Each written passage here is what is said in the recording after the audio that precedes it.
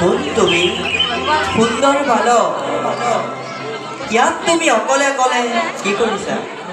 প্ৰথমে মোৰ প্ৰণিপাত কৰিব গহৰ মই দৈত্যৰাজ হিৰণ্য কপিপুৰৰ পুত্ৰ নাম মোৰ প্ৰহ্লাদ আপুনি বাৰু কোন আপোনাৰ মুখৰ গীতবিলাক মোৰ ইমান যে ভাল লাগে মোক বাৰু এনে গীত গাবলৈ শিকাবনে নাৰায়ণ মই হলো দেখে দেখে ঘূৰি ফুৰা সন্যাসী যাৰ খাবলৈ অন্ন নাই যাৰ পিন্ধিবলৈ বস্ত্ৰ নাই তেনে লোকেহে হৰিৰ নাম গাই ভাল পায় তেনে স্থলত তুমি হলা ত্ৰিভুৱনে বিজয়ী হিৰণ্যকশিপুৰৰ পুত্ৰ তোমাক আকৌ হৰিৰ নাম কিয় প্ৰয়োজন ৰজাৰ ল'ৰা হ'লে হৰি নাম ল'ব নাপায় বুলি ৰজাৰ ল'ৰা হ'লে হৰিৰ নাম ল'ব পাৰে সঁচা কিন্তু বাছা প্ৰহ্লাদ তোমাৰ পিতৃয়ে এই কথা কেতিয়াও মানি ল'ব নোখোজে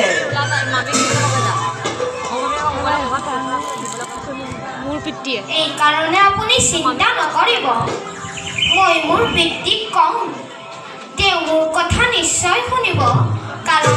তেওঁ মোক বৰ মৰম কৰে বাছা প্ৰহ্লাদ তুমি চেষ্টা কৰিলে নিশ্চয় পাৰিবা তোমাক মই সৰু সৰোবৰৰ পাৰতে ২-৪টা হৰিনাম শিকাই দিম কিন্তু আমি ইয়াৰ পৰাই গাই যাম ভাল গুৰুদেৱ বাছা প্ৰহ্লাদ এতিয়া তুমি ২ চকু বন্ধ কৰা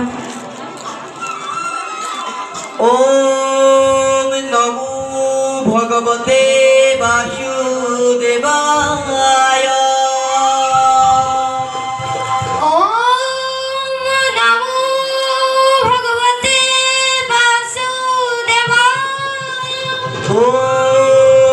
নমো ভগৱতে বাসুদেৱায়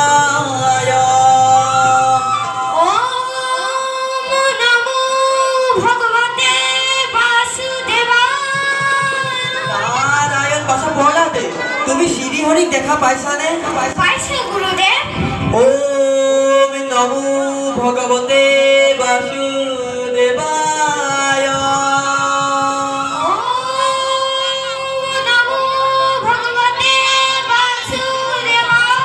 বাছা প্ৰহ্লাদ তুমি শ্ৰী হৰিক সঁচাই দেখা পাইছানে পাইছো গুৰুদেৱ ঈশ্বৱন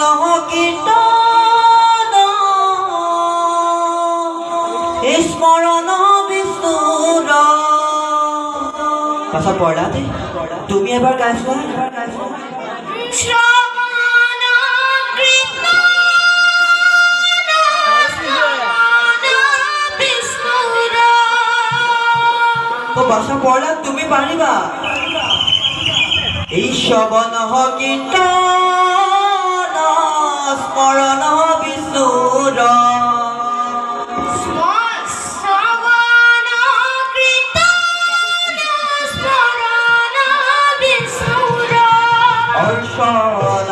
পদ সেৱন এই অৰ্চন পদ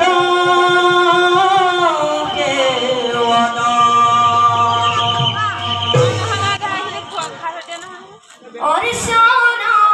পদ সেৱন অৰ্চন পদ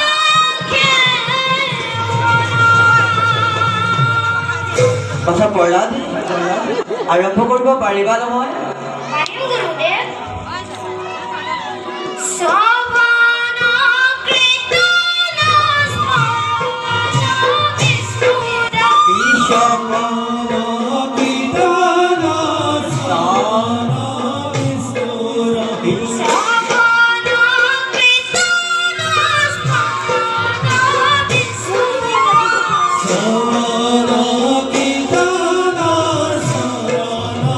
বিষ্ণুৰ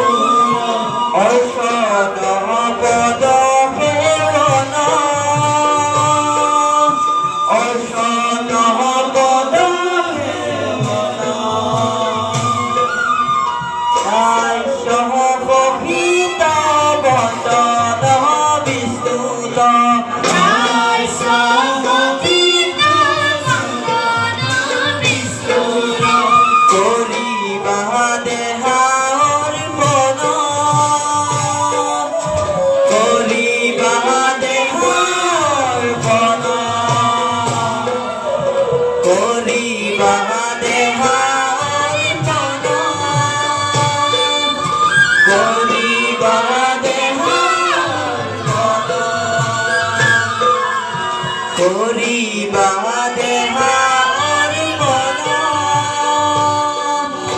কৰিবা দেহাৰ পনা এই কৰিবা দেহাৰ পনা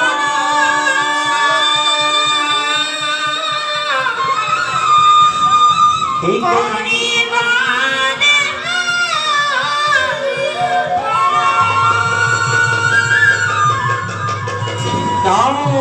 নাৰায়ণ নাৰায়ণ